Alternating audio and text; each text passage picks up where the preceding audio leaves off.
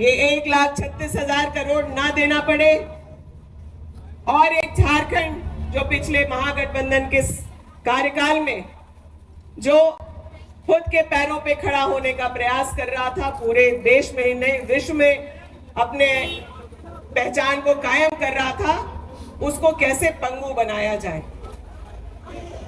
आज इस बिल के आने से हमारा 1,36,000 करोड़ रुपया जो बकाया है केंद्र पर, वो तो ये नहीं देंगे, लेकिन इसके साथ साथ जो 14,000 करोड़ सेस के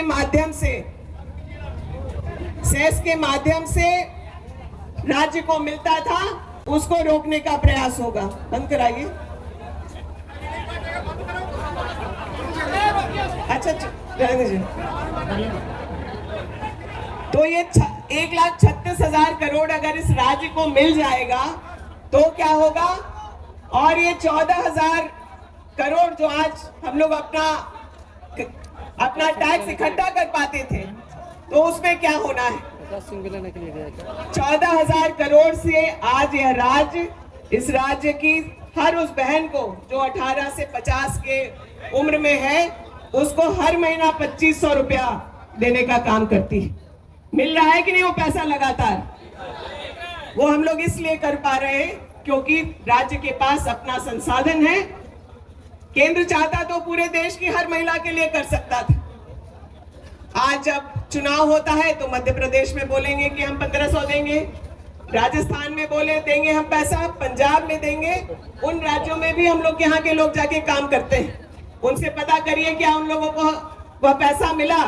नहीं, वो सिर्फ चुनावी वादा रहा और उसके बाद ना सिर्फ ना देने का काम, बल्कि कहीं जरूरत पड़ी तो घटाने का भी काम किया। लेकिन जब झारखंड का चुनाव आया तो बोले हम 2,100 देंगे, पंजाब का चुनाव आया तो बोले 2,000 रुपए देंगे।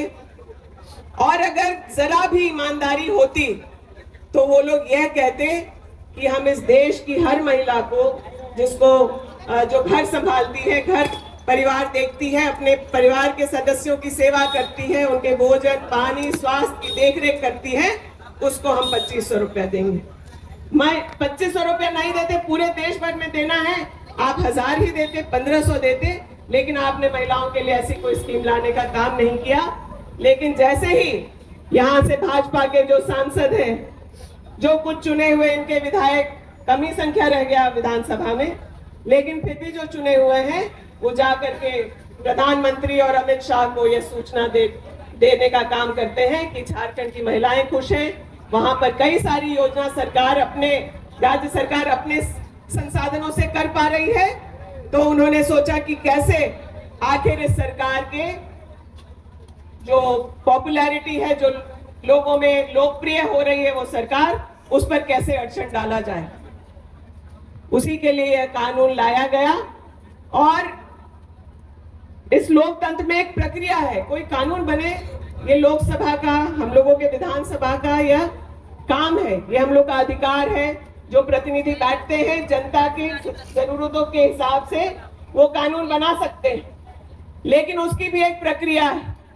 हम आज आपके लिए कुछ बनाना चाहते हैं तो आपसे सलाह मशवरा करेंगे ना, पूछेंगे ना कि आपका क्या आवश्यकता है। आपको कपड़े की आवश्यकता है तो हम आपके लिए बिल्डिंग बना देंगे 5 तल्ला। उस तरीके से नहीं चलता, पहले जो बुनियादी जरूरतें हैं उसको समझ के। आप जब राज्यों पर कोई कानून लागू करना चाहते हैं तो उस कानून को लागू करने के पहले ये दायित्व है केंद्र सरकार क्या कि वो अपने राज्य सरकारों से बात करे। लेकिन उन्होंने सिर्फ इसी कानून में नहीं, कृषि कानून लाने में, जीएसटी लागू करने में, भूमि अधिग्रहण कानून में बदलाव करने के मामले में, सब में यह काम किया है। और हर बार अपने निर्णय को उनको वापस लेना पड़ा है। हम लोग सब यहाँ प्रण लें कि जैसे हम लोगों ने कृषि कानून को वापस उस कानून पर सरकार को वापस किया है, उसी प्रकार से इस खनिज अधिनियम को लाने का जो इन्होंने काम किया है, कानून बनाने का प्रयास किया है, उसको भी उसी तरीके से वापस लाएंगे। तो यह काला कानून झारखंड बिल्कुल मानने को तैयार नहीं। और जो हमारा खनिज है उस पर हमारा अधिकार होगा। उस पैसे से झारखंड के लोगों की तरक्की होगी, ना कि अडानी अंबानी की, कि जो आज केंद्र सरकार कर रही है। बहुत आसान शब्दों में समझे कि अगर पहले कोई हम लोगों के यहाँ फैक्ट्री लगता था, छोटा ही फैक्ट्री